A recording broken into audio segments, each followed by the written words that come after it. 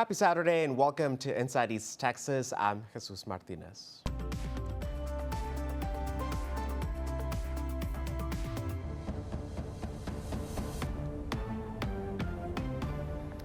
Well, this week, an East Texas doctor was found dead just 2 days before his sentencing for abusing child patients. CBS 19's Will Riddell spoke to one of the victims' parents to get a better understanding of the suffering the doctor inflicted and what a path to healing looks like. Matt Hipke, a Longview doctor who confessed to sexually abusing child patients, was found dead at his home on Tuesday, just a handful of days before his sentencing hearing, which was set for Friday. And while Hipke may no longer be a threat to children, the harm and trauma he's caused families isn't going anywhere. I mean, it's with us every day, from extensive counseling to, anxiety, but it's a continual process. Heather Jolliker has a son who was one of Hipke's victims. She says that while she feels sorry for the family, Hipke's death prior to the sentencing has robbed her of a confrontation she needed to have. You know, you took something else from me, not being able to, face him and tell him just exactly, how he has hurt us.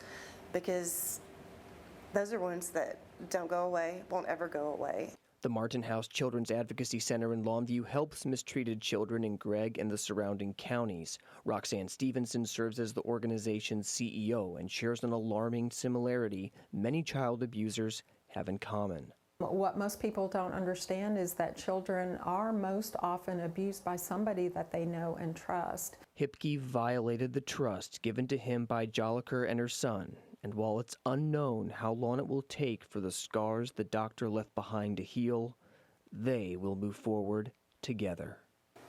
He tells me all the time, thank you for, being there for me, but my son's been there for me. In Longview, Will Riddell, CBS 19. And right now on CBS 19 Plus, you can watch the full interview with one of the victims' mom who you just heard there. She opens up with us about what the death of Hipke means to her family.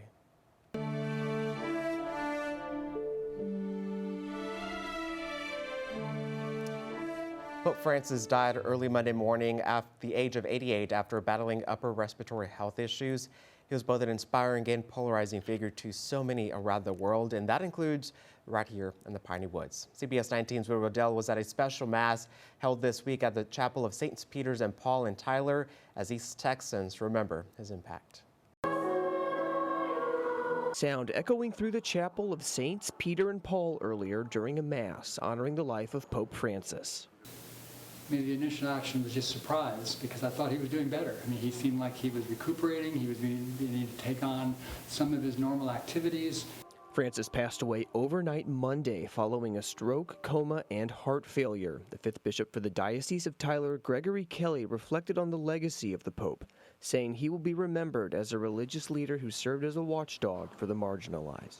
The gestures that he made were not just empty gestures. I mean, they really were where his attention was on the person who was discarded, the person whose dignity was being disrespected, who nobody thought counted. Pope Francis battled health complications earlier in the year, developing pneumonia in both of his lungs back in February. In early March, the Pope suffered 2 episodes of acute respiratory failure. Like Bishop Kelly, who was appointed by Pope Francis back in December, Ava Jodwin believed his health was moving in the right direction. I had prayed for him initially, but then as there was no more news about him, it was out of sight, out of mind, and I stopped praying for him, and, I feel like I should have continued. Following a period of mourning, the process of naming a new pope will begin. Our next pope needs to be decisive. In these times as a Catholic, we need somebody who is steadied, like a rock, like Peter. In Tyler, Will Riddell, CBS 19. And a former Texas clergy member will have a big role in the transition for a new pope, and he may be a familiar face to many. Cardinal Kevin Farrell is the Camerlengo. Basically, he's the senior Vatican official right now. He's actually the one who broke the news to the world of the Pope's death. He will also play a role in the transition as we await a new pope. He also led the Pope's funeral this morning, and he will lead the conclave, which is the meeting where cardinals will vote in secret for for a new pope. Now, Cardinal Farrell served as bishop for the Diocese of Dallas from 2007 to 2016 before moving to Rome to be one of the Pope's closest advisors. Bishop Gregory Kelly from the Diocese of Tyler worked closely with him when he was at the Diocese of Dallas. And right now, Cardinal Farrell is overseeing the Vatican, leading the College of Cardinals until a new pope is elected. His first duties this week including sealing the Pope's apartments and destroying his papal ring. Farrell will also be announcing to the world that there is a new pope with the phrase Habemus Papam, which means we have a new pope. Now, being Cardinal himself, there is a chance Farrell could be the next pope, but there are other frontrunners. And of course, we have complete coverage on the Pope's death from the funeral streaming right now on CBS 19+.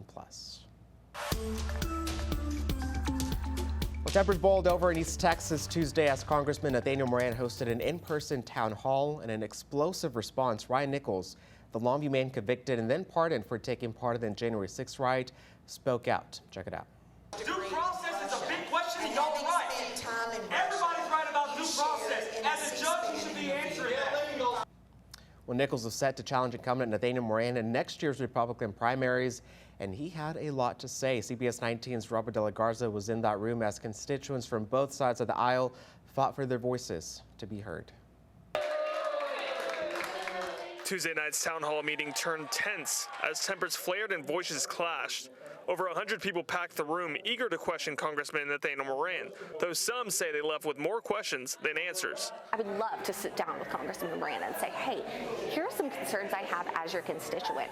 I'm not being afforded that opportunity. Instead of an open Q&A, pre-submitted questions were read aloud, leaving some feeling unheard. Like Kristen Hardin-Sigler said. What you saw in the room was really not a reflection of most of the voices in East Texas. What you saw in the room was just angry voices for the Grassroots America hosted what they dubbed an uncensored town hall with Congressman Moran. An uncensored town hall would mean that it's open to all constituents. We'll see. That's why we're here. We'll see. We want our voices heard. Issues like Social Security, due process, Trump's tariffs, and women's and human rights drew attention from both sides of the aisle. And grassroots voices like Marianne Aiken were eager to weigh in. There's a lot of issues, the economy, how are the tariffs doing? And we hear they're doing very well. So we just want to hear that from our representative. Aiken expressed excitement ahead of the meeting to be able to hear from Congressman Moran firsthand. But constituents like protest organizer Nancy Nichols stood outside before the meeting, while others stood in protest during the meeting, unhappy. We want to be heard. We want the country to know that what Representative Moran is pushing in Congress is not what the people want. Some left Tuesday's meeting in disagreement of some of Moran's comments, while others were escorted out for their profanity. You didn't care about my due process rights. I was pardoned because I didn't receive due process, and you're still not answering these questions. At the end of Moran's meeting, there was a mix of emotions, some boos, some applause, and the congressman says he was satisfied with the meeting despite the heated interactions. I think this is a responsibility that members of Congress have, is to be transparent and accountable for their decisions and for their actions, and the best way we can do that is face-to-face discussions. In Tyler, Robert De La Garza, CBS 19. Well, after that town hall meeting, Smith County Republican Chair David Stein said he was not prepared for what he witnessed from those in attendance and the disrespect from another person. He goes on to say that he's seen this kind of disruption in other areas of the country, but nothing like this in Smith County. The Texas Education Agency released its annual accountability rating for public school districts for the 2022-23 school year, and those ratings were released after a 19-month legal battle. CBS 19's Robert De La Garza spoke with districts here in East Texas to see what they have to say about their own ratings. Thursday morning, TEA dropped its latest Texas school district report cards to see who's making the grade. The ratings come after a hiatus following a long legal battle between the TEA and various Texas school districts. The ratings that come out today from 2 years ago, we don't think those adequately reflect what's going on in the district as a whole. The ratings score schools on state testing, graduation rates, and readiness for college, career, or the military. In Deep East Texas, Nacogdoches ISD struggled to make the grade, ending the 2022-23 school year with a D. But they intend to move forward. So we've already implemented programs and attention to different details, because that information we get on those test scores is so granular. School leaders, including Nacogdoches spokesperson Les Linebarger, are banking on the 2-year hiatus and think more updated ratings will be in their favor. And for East Texas' largest school district, Tyler ISD, they met some expectations, averaging a C. It may not be what we want. Absolutely not. We want to be a B or an A rated school system because I believe the effort's being put in there. We've got more than capable students. Despite the average, the TEA calls a C an overall performance acceptable. But it's a significant drop from their previous rating, going from an 88 to a 78. Tyler ISD Superintendent Dr. Marty Crawford says compared to other districts in East Texas, they've been making significant improvements in recent years. As we look at our comparison districts across the state, again, none of those districts in East Texas look too much like us. We're actually in the top quartile of those comparison districts.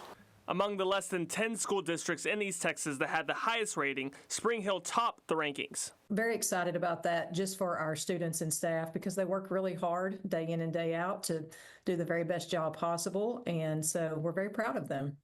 A smaller district with less than 2,000 students, but still excelling with the challenge. Superintendent Penny Fleet says they're celebrating today, but still looking forward. We just want to see progress. We want to see students growing, want to see students motivated to do their best, and our goals are high in Spring Hill ISD. We have high expectations for our students because we want the best for them.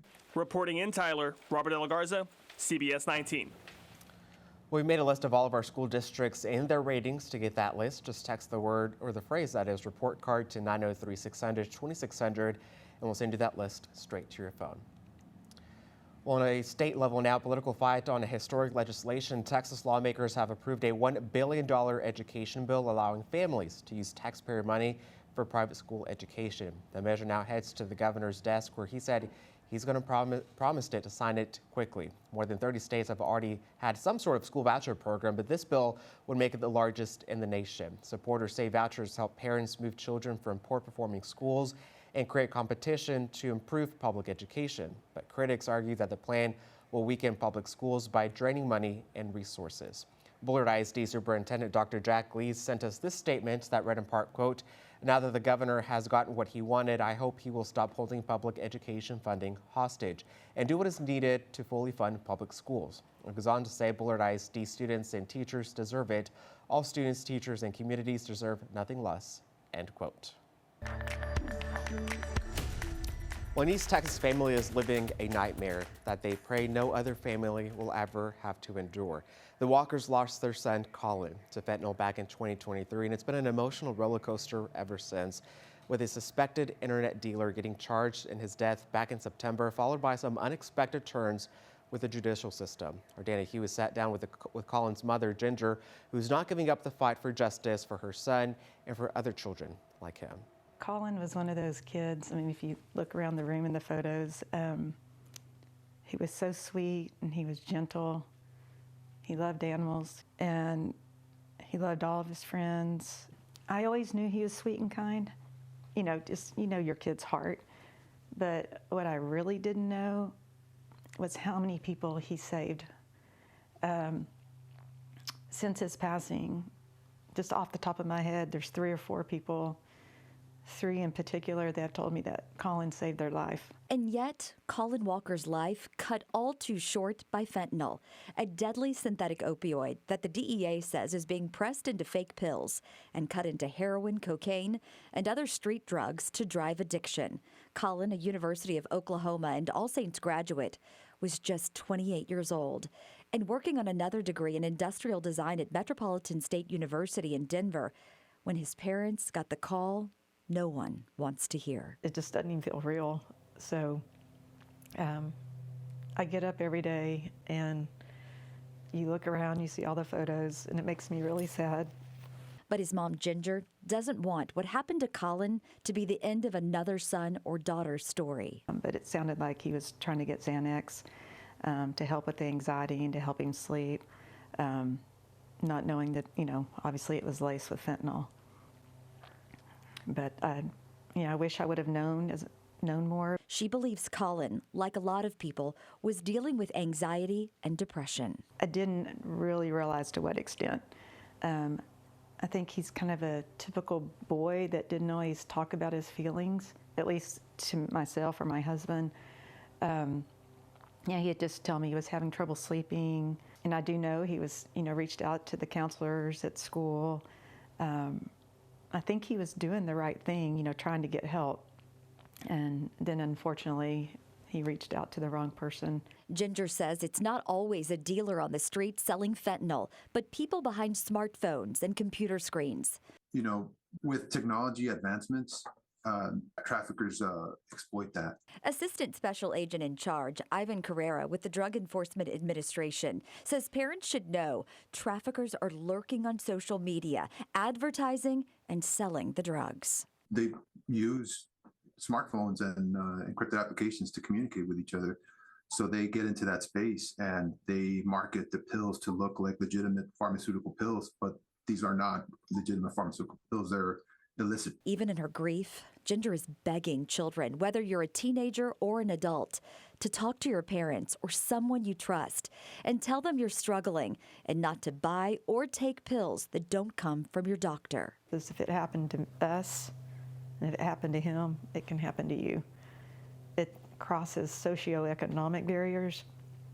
It can happen to anyone. Because one pill can kill. This is a fight to save lives. They will target anyone who will consume their product because once they consume it once, the addictive properties within this opioid are so strong that it triggers a chemical reaction in a human to want to get that again and again. The DEA says drug cartels are making fentanyl to look like Xanax, Adderall, OxyContin, and other pharmaceuticals. The only safe way to get one of those pills is through your doctor, prescribed to you, and you can acquire it through a registered pharmacy that is authorized to distribute controlled substances in our country. That's it. In other cases, the fentanyl looks like candy, but it's 50 times more potent than heroin. It only takes a small dose of fentanyl to be lethal. It's just, I can't just sit here and not do anything. So I'm trying to get justice for Colin, and then I can't bring him back, but I just want to try to save other kids and other people. And there's a lot of fentanyl circulating out there. In 2024, the DEA seized more than 60 million fentanyl-laced fake pills and nearly 8,000 pounds of fentanyl powder. That's the equivalent to more than 377 million lethal doses. And parents, there's so much valuable information on the One Pill Can Kill site. We have a link on that to our website, cbs19.tv. All right, it's time now for the Squirrel. Look at this week's top headlines in a flash. Let's get started. An East Texas woman is accused of giving alcohol-infused Jell-O shots to elementary students in Tyler while at a Christmas party. 33-year-old Teresa Bernal was arrested and charged with injury to a child after an investigation by Tyler ISD police. An affidavit obtained by CBS 19 says Bernal brought the Jell-O shots to a December 20th classroom party, claiming she didn't know they had alcohol in them. And most of the students got sick from eating the treat. Bernal was released on a $75,000 bond, and the case remains under investigation. Meanwhile, Lufkin police are looking for a man who allegedly tried to host an Easter egg hunt with eggs that were filled with marijuana. 4 warrants have been issued for Avante Nicholson in connection with the eggs, which were placed in 3 city parks in a local motel on Easter morning. Nicholson reportedly posted 4 photos on Facebook showing each location as hints for people to find the eggs. Lufkin police say the deliveries totaled more than 1/4 of an ounce of marijuana. Anyone with information on Nicholson's whereabouts is asked to contact Crime Stoppers at 639-TIPS or through their website. And the city of Kilgore is officially recognizing Veterans Day as a civic holiday, a move championed by a veteran council member himself to honor those who served. Former Mayor Pro Tem Victor Boyd proposed adding Veterans Day to Kilgore's civic calendar, citing the sacrifices of service members who leave families behind, some never returning. Boyd highlighted the ongoing crisis of over 6,000 veteran suicides annually, and the City Council unanimously approved the motion. Boyd said that Veterans Day should be every day, urging better treatment and support for veterans nationwide. Meanwhile, a Jacksonville veteran who served in the Korean War has dedicated decades to his community and is getting a heartfelt gift from a local roofing company, a brand new roof. Shelley Cleaver has lived in his 1968 home for over 50 years. but its roof riddled with holes and has barely been held together by tarps. When Yosemite Roofing and Tyler learned of his troubles through a community tip, they stepped up to replace it free of charge. It's really an exciting day for me to get this roof on this house. It was needing one real bad, but I just didn't have the money to do it. So I really appreciate this roofing company doing this and all the help that I've had people concerned about me being a veteran, I guess. So thank you very much. Well, Cleaver was overjoyed to learn his new roof would be completed to make sure his home is safe and secure for so many more years to come. Well, the Women's Center of East Texas will now be able to help more people seeking safety from their abusers after getting a grant from the Gregton Rotary Club. The center helps survivors of domestic violence, sexual assault, and trafficking across 6 counties. The grant will go towards a new resource room for those who aren't living in the shelter, and it also allows them to get whatever item they may need. Right now, the nonprofit is seeking donations of necessities to help keep their shelves stocked. Laundry detergent is expensive. Tampons and pads are expensive. Diapers are expensive. And so if we can count on the community to donate these products, we are able to provide more of them to our survivors because you know, money is tight. Well, the center serves the counties listed on your screen right now. For a full list of items you can donate, you can visit our website, cbs19.tv. And that's a snapshot of this week's biggest headlines in your scroll. Scary moments last Sunday after a 4.5-hour-long standoff inside an East Texas grocery store. Behind me, you can see images sent to us by Jonathan Reed. It shows a large police presence at that grocery store. Thankfully, no one was injured. Here's what we know so far. Around 10:30 Sunday morning, Jacksonville police got a call about a man shooting inside El Super Gallo Mercado, which is on Highway 69 between the Super One and Walmart. Police say the man went into the grocery store's manager's office while people were inside. They were then evacuated, and that's when the SWAT team came in to the scene, and then that's when the suspect barricaded himself inside the store. That man has now been identified as 38-year-old Amado Urquiza of Jacksonville. CBS 19's Will Riddell was at that scene of the standoff and shares how people felt as all of this unfolded. Lalenia Hernandez expected her Easter Sunday shift at a Jacksonville Little Caesars to be routine. We were preparing to open for the day. But it turned out to be a terrifying experience. Scared. It was devastating to see everybody running. AK-47s walking right in front of us. It was very scary. Police responding to a shooting at a Jacksonville grocery store early Sunday morning. But there was a man already shooting inside 3 times.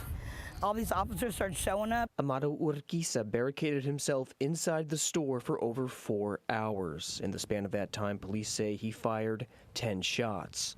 That standoff finally coming to a close thanks to a coordinated effort from Jacksonville Police and a DPS SWAT unit.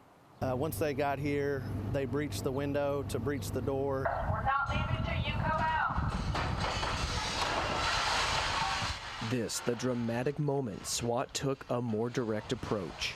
He ended up coming out with no incident. No one was harmed over those 4+ hours, but it's still a scary moment Hernandez will have seared into her memory forever. A moment she never thought would happen in Jacksonville. This is something that happens in big cities, you know? We're far from that. For CBS 19, I'm Will Riddell. Well, that will do it for us here on Inside East Texas this weekend. Thank you so much for joining us. Hope you enjoy the rest of your weekend, and we'll see you here next time.